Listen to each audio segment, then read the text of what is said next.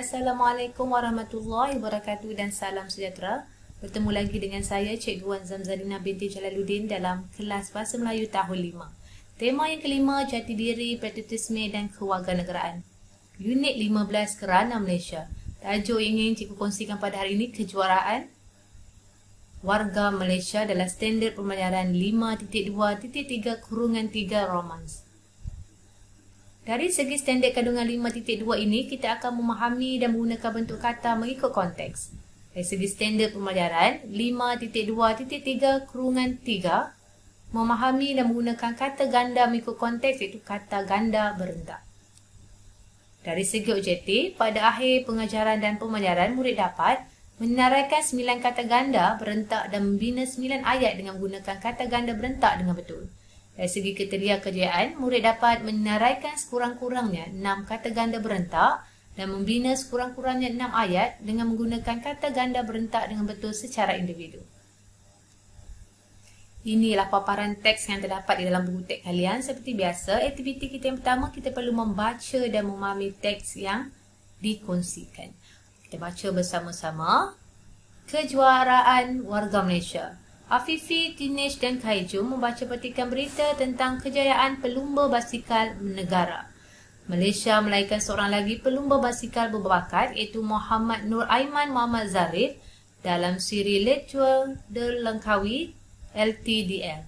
Kejayaan rakan sepasukan Muhammad Harif Saleh sebelumnya telah memberi beliau motivasi. Ini tentang kejayaan yang didapat oleh seorang pelumba basikal bakat, iaitu Muhammad Nur Aiman Muhammad Zarif, ya, yang telah menjadikan rakan sepasukannya Muhammad Harif Saleh sebagai motivasi untuk meneruskan minatnya dalam bidang pelumba basikal. Okey, kita seterusnya.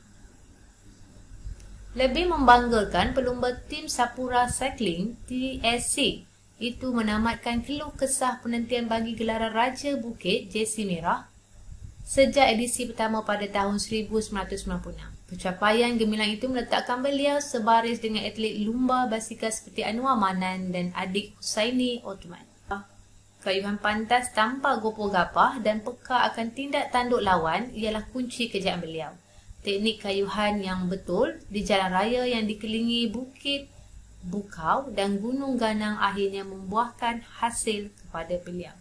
Ini kita lihat pencapaian yang membanggakan, itu pelumba tim Sapura Cycling yang telah menamatkan penantiannya untuk menjadi juara gelaran Raja Bukit sejak edisi pertama 1996. Ya, jadi namanya diangkat sebagai dengan atlet lumba negara itu Anwar Manan dan adik Husaini Othman. Ya, jika lihat kemenangan ini tercapai apabila tidak adanya sikap gopoh gapah dan kepekaan dia atas tindak tanduk pihak lawan yang merupakan kunci kejayaan beliau. Ya, teknik kayuhan yang betul jalan raya yang dikelilingi bukit bukau juga telah membuahkan hasil kepada beliau. Jadi di sini kita lihat bukan mudah untuk menjadi juara. Ini bermakna latihan demi latihan ataupun teknik kayuhan yang betul amat diperlukan untuk memastikan tim pelumba basikal ini mencapai kejayaan, kerana persekitaran ataupun pertandingan-pertandingan yang dilalui mempunyai pelbagai lokasi yang berbeza. Jadi kejayaan ini perlu kejayaan ini akan dapat ditempa sekiranya kita melakukan latihan demi latihan, teknik demi teknik dan sebagainya. Okey, kita teruskan. Rakan pelumba Muhammad Harif Saleh teruja akan kejayaan beliau. Harif sudah menganggap Aiman seperti saudara mara sendiri. Mereka juga sering berulang-alik ke Kuala Lumpur untuk bertanding dalam beberapa kejohanan. Seluk-beluk pertandingan dan pengalaman telah mengajar mereka erti juara. Sememangnya mereka layak bersaing dalam kejohanan besar. Warna-warni kejayaan itu sebagai hadiah kepada negara daripada warga negara yang gigih berjuang. Okey, ini kita lihat dalam teks ini, peringkat ini, ya, persahabatan dia dengan persahabatan Aiman dengan Muhammad Harif Saleh, yang sering melakukan ataupun berbincang, yang selalu berulang-alik ke Kuala Lumpur untuk bertanding dalam beberapa kejohanan, telah mengeratkan hubungan dan berkongsi pengalaman masing-masing untuk menempa kejayaan pada masa akan datang. Jadi apabila mereka tak tahu seluk-beluk pertandingan dan pengalaman ini, mereka telah bersaing dalam kejohanan besar dan kejayaan dicapai ini adalah satu kejayaan yang beramat bana buat negara. Ya, kerana sebagai warga negara, kita perlu berjuang untuk mengharumkan nama negara sekiranya kita terlibat dalam pertandingan-pertandingan yang membawa nama negara ke pesada dunia. Okay, inilah tentang teks yang kita baca ini, tentang aiman ataupun pelumba basikal negara. Okay, kita teruskan.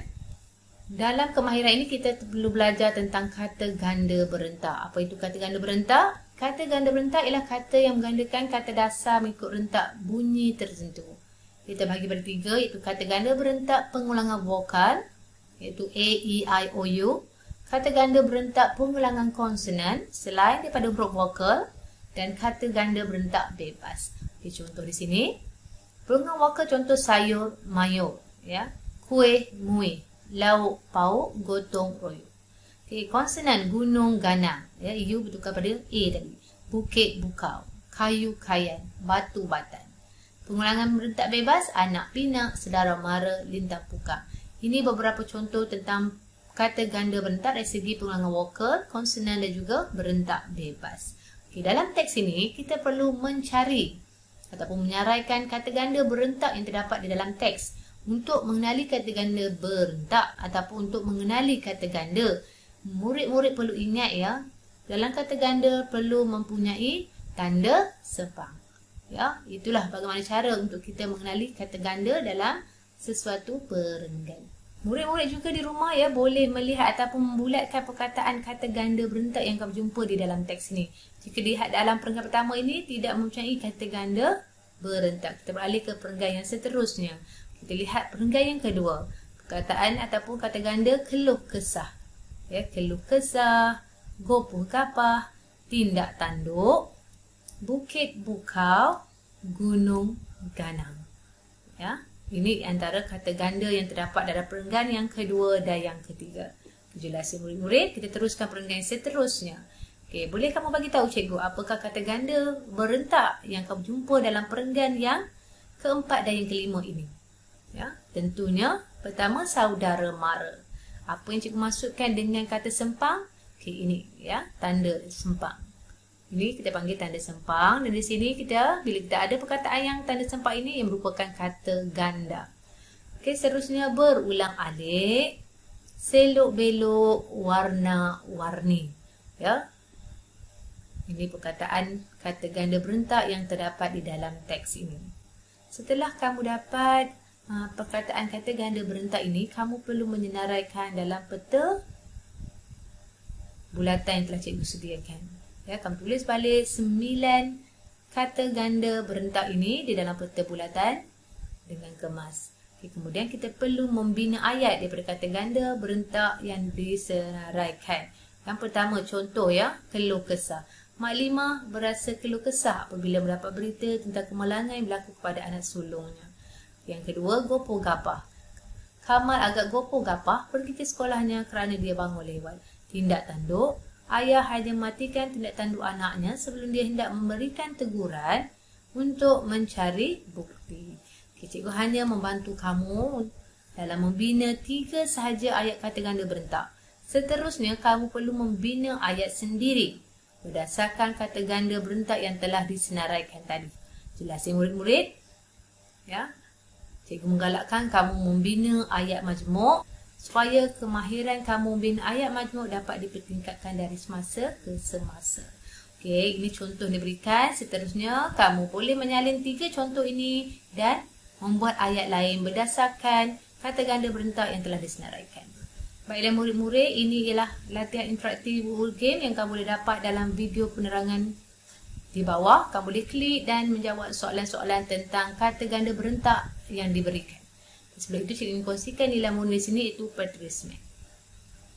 Jika kamu lihat semangat yang ditunjukkan oleh pelumba negara kita untuk mengharumkan nama negara, telah mencuba sedaya upaya, ya, sebelum kejayaan ini ditempa tentulah pelbagai latihan ya, yang telah dihadapi, pelbagai cabaran yang telah dilalui, dan akhirnya kejayaan ya, membuahkan kejayaan yang bermakna kepada beliau.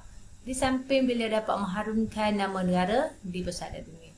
Ingat ya murid-murid, kita apa jua pertandingan yang kita lalui, kita perlu menyusun strategi, teknik dan melakukan latihan untuk memastikan kejayaan itu milik kita. Baiklah, sampai di sini saja perkongsian cikgu tentang PDPR pada hari ini. Ya, semoga kita akan berjumpa lagi dalam video PDPR yang seterusnya. Ingat pesanan saya, anda belajar, anda hebat. Sekian, terima kasih. Assalamualaikum.